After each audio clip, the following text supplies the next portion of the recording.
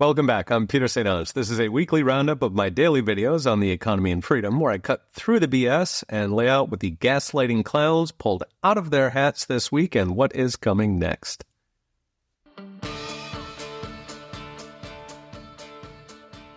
The Supreme Court just struck down Trump's tariffs. It took him about 3 hours to start rebuilding them using other longstanding laws. Still, the decision could send hundreds of billions in refunds to foreigners. We don't know, since the Supremes offered zero guidance on refunds.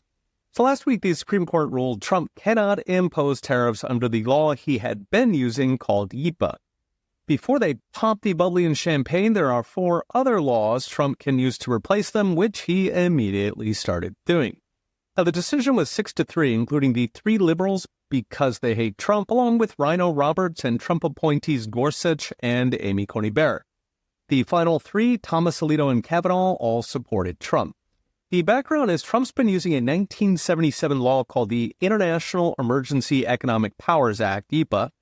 It was passed to replace the 1917 Trading with the Enemies Act that gave presidents near total control over the entire economy. In fact, FDR used it to infamously seize all of Americans' gold. IEEPA reins that into just international trade, authorizing presidents to, quote, regulate or prohibit trade, including pretty much anything: quotas, embargoes, sanctions, licensing, trade freezes. However, it does not mention tariffs. So according to 6 justices, Trump can do anything with trade except tax it. Justice Kavanaugh called this, quote, nonsensical, writing, quote, if quotas and embargoes are a means to regulate trade, how are tariffs not? So if Trump cannot tax trade, who can? Congress, who, of course, will do nothing because it takes 60 votes to clear the filibuster and Republicans only have 53.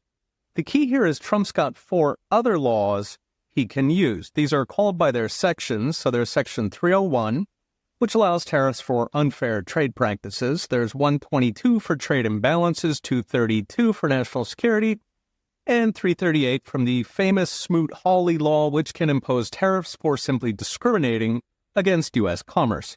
So pretty much every trade partner does unfair trade and discrimination. Most have trade imbalances, including China, India, Japan, Europe, Mexico, and Canada. And national security has long been stretched to hilarity to illustrate it is currently being used against upholstered furniture and kitchen vanities, which are clearly national security emergencies.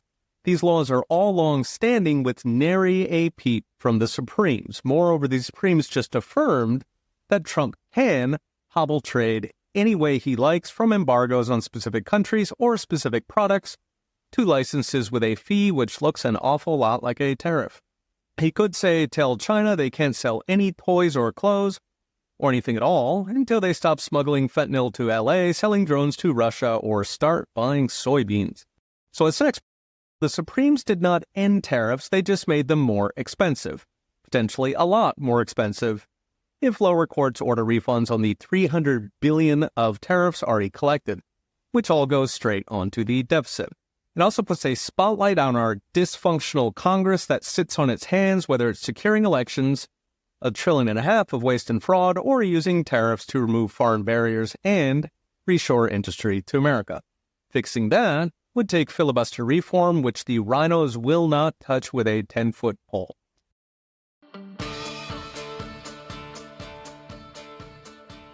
GDP survived the government shutdown last year, and it is set to roar in 2026. Last week, Commerce released its first guess of economic growth for the final months of 2025. They'll do it 2 more times. It came in at a pedestrian 1.4%, but that's with a 2-point hit from the government shutdown. 2% is big in GDP. Still, 1.4 was a big drop from the 4.4 growth July to September. Regime media painted it black, while Peter Schiff predicted stagflation, as he has done every year since like 1980. But controlling for the shutdown, it was a very healthy 3.5% for the quarter, bringing it to 2.7% for the year. Outside recession rebounds, that's the top 5th of growth since 2000. Also note that's all with deportations and federal layoffs, which both shrink paper GDP, since welfare for illegals, Somali leering centers, and DMV workers hilariously count as GDP. Control for that, and we're top 10. Digging into the numbers, the main drivers were consumer spending, which held strong just over 2%, and investment, which tripled its contribution to growth between a 70% surge in computers and equipment driven by AI, plus hundreds of billions reshoring factories inside Trump's big, beautiful tariff umbrella. A down payment on trillions already announced for reshoring. Meanwhile, government spending plunged 5% annualized. You love to see it. That's the best since the 1990s outside recession rebounds.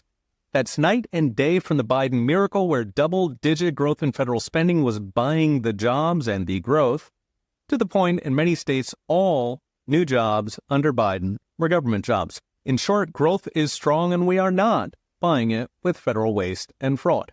Past couple weeks, I've been talking about how this economy is on fire, with productivity growing at 4.9%, one of the strongest since the 1980s. GDP growth, according to the Atlanta Fed's GDP Now estimator, hovering between 3 and 5.5%, which is faster than China. Both are driven by Trump's Ronald Reagan policy mix of tax cuts, the big beautiful bill, regulatory cuts totaling nearly 500 last year, the best ever, and those trillions of new factories, just like they did under Reagan's tariffs. Plus coming Fed rate cuts as the cherry on top, since lower interest rates grow spending and investment.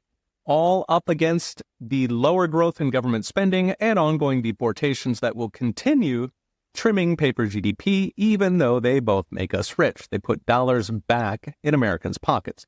So as next, in Washington, all eyes now turn to the midterms, just 8 months away. The question being, will all those factories and rate cuts deliver enough jobs that voters are feeling good? Prediction market Kalshi is still running 80% odds that Democrats win the election. That's not surprising considering the out party wins midterms 90% of the time. But given Congress is not doing much to help the economy, Trump will have to pull a rabbit out of a hat to turn that around.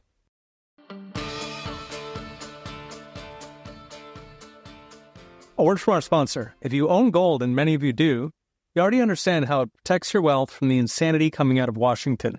The inflation, the recessions, the wars. But with monetary metals, there's a way to actually earn a yield of up to 4% on your gold paid in more ounces of gold. You retain ownership of real, allocated physical gold with no storage costs while your ounces grow every month outside the banking system. If you're serious about protecting your future and building your legacy, head to monetarymetals.com/Peter to get started. Now back to our show.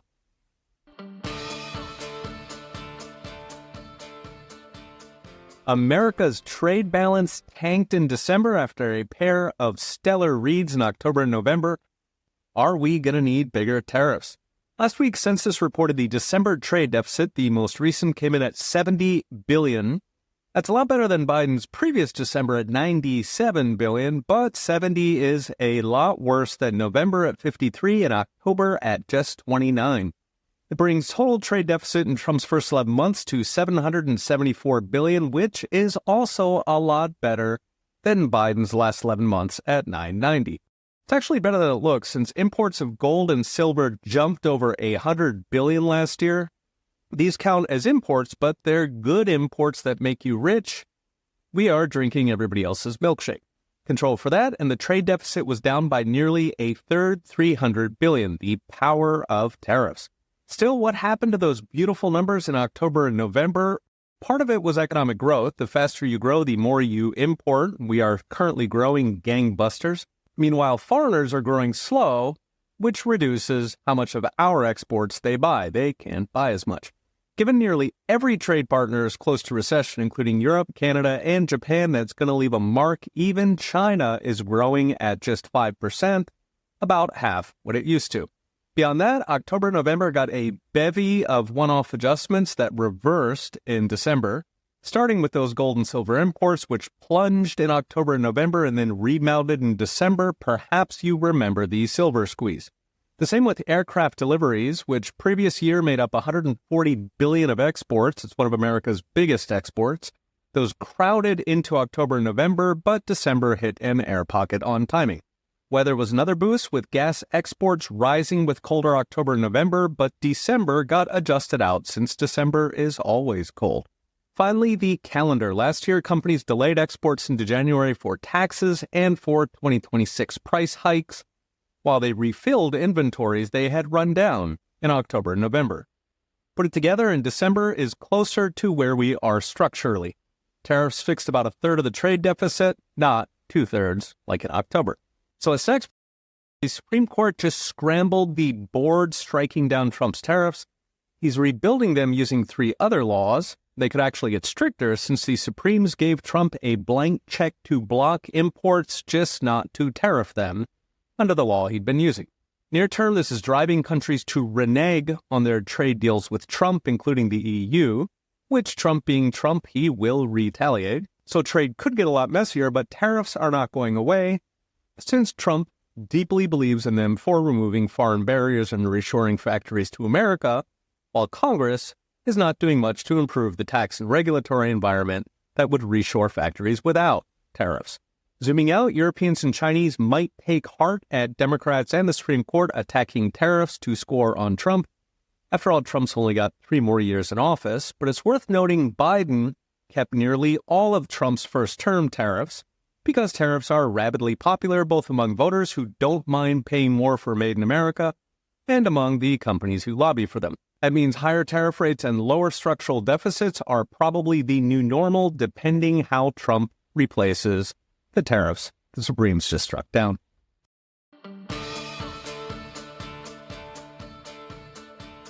Amazingly, Congress is actually doing something to help housing with a pair of bills that addresses factors locking Americans out of buying a house. Pigs do fly, and maybe 20-somethings will actually be able to raise a family. The key here is until Bidenflation in 2021, the minimum qualifying income to get a mortgage was about the same as median household income, both about $80,000. Then it exploded. By 2022, you needed about $120,000 to qualify for a loan, while incomes actually declined in the Biden miracle to just shy of $80,000. Trump's raising incomes, but qualifying is still stuck at $120,000 even as mortgage rates come down, meaning at this pace it would take 15 years for incomes to grow into current mortgage requirements.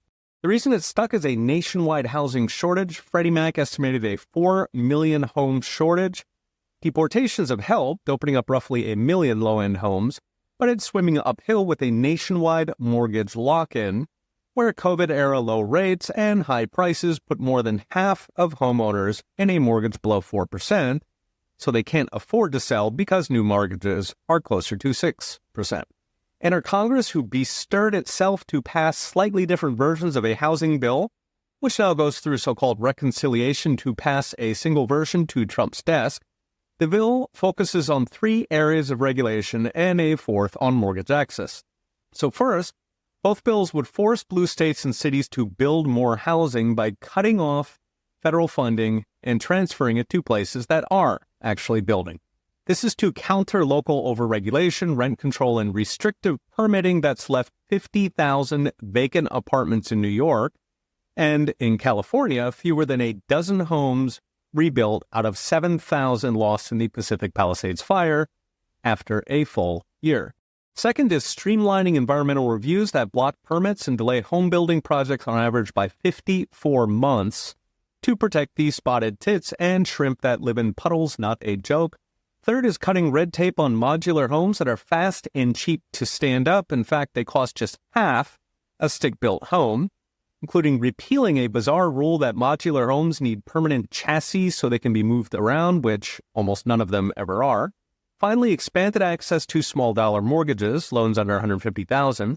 These are less profitable, so banks neglect them. In fact, they dropped almost half since pre-COVID.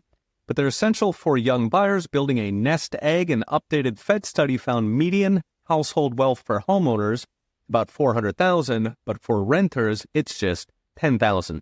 These are all hitting the right notes. Environmental rules, regulations, local zoning, and rent control are the problems. The National Home Builder Association estimates regulations across the board add almost $100,000 to the cost of a new home. So as next, the bills add to what Trump's already done with executive orders, including banning institutional investors from buying single-family homes, buying up $200 billion in mortgage bonds, which reduces rates, It's also proposed allowing 401ks for down payments, selling federal land for housing, and 50-year mortgages, which reduce mortgage payments at the expense of paying off your home when you are 82. But none of these have made it into Congress. We'll see if the final bill does what they promise, but for now, it is a surprisingly good start from a dysfunctional Congress.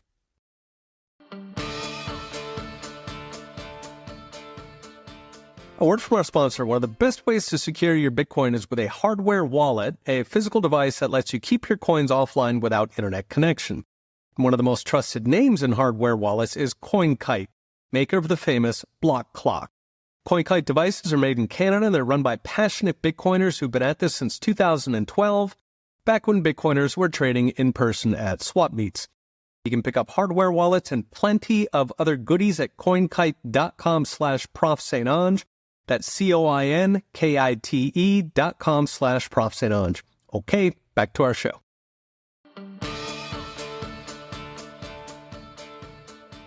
Will artificial intelligence set off an economy-wide doom loop by making everything too cheap? Is there such a thing as too much efficiency?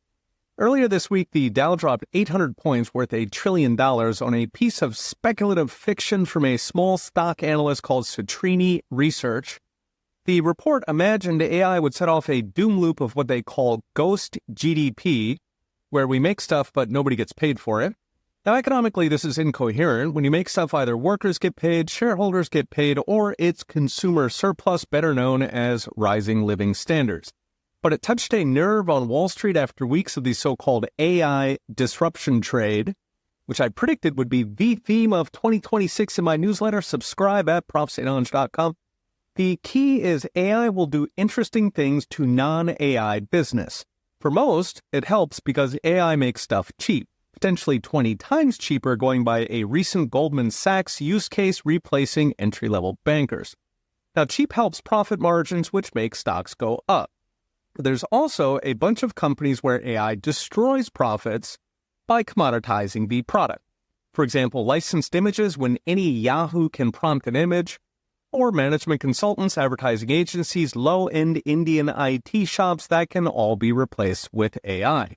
Displacement is already doing weekly drive-bys. A few weeks ago, a tiny Florida company that makes karaoke machines switched to an AI trucking router it said could cut trips by 3 to 4x, which set off a 25% drop in shipping company stocks.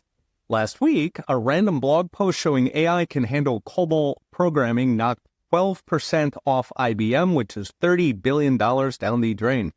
These isolated executions will continue even if most stocks get a boost. But what about the jobs? For most people, that's the doom loop with AI. The key is every automation creates more jobs than it destroys, and those jobs pay a lot more, like 20 times more. This is true since fire, agriculture, writing, ox plows, water wheels, windmills, the Industrial Revolution, and the Internet. Metaphorically, automation is an escalator where you step down every so often. Your job pitching hay was replaced by a tractor, but the tractors themselves raise incomes, so those step-down jobs pay a lot more. Consider 100 years ago, Major League Baseball players worked day jobs at the deli. Today, construction laborers take cruises to the Bahamas. New report says babysitters make over $25 an hour. Now, the claim is this time is different because AI replaces white-collar work. But remember, white-collar work was the step down when the Industrial Revolution replaced the more valuable physical jobs. People stepped down to service jobs, which are now 75% of all jobs, and pay much better than pitching hay in 1820. AI will do the same with services, the trades, and personal creation, all of which soar with rising incomes. Consider there are 300,000 pet groomers, 330,000 personal financial advisors, 370,000 personal trainers in the U.S., all industries that basically did not exist in the 1950s since people were not rich enough. For the trades, the key is robots come much slower than AI, since one AI covers 8 billion people, but you need 5 robots for every McDonald's. Finally, creation, from handmade chairs to videos on the economy. Consider that handmade things are worth more despite having more flaws than machine-made. Vending machines were supposed to replace bartenders 100 years ago.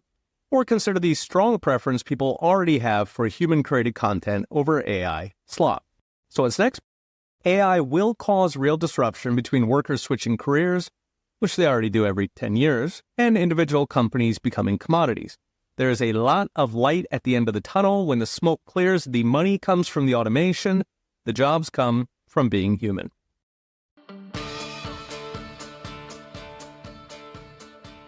Thanks for tuning in. Remember to subscribe so you don't miss an episode, and go to petersanons.com for daily videos and in-depth articles with charts and all the gory details. Okay, we'll be watching. See you next time.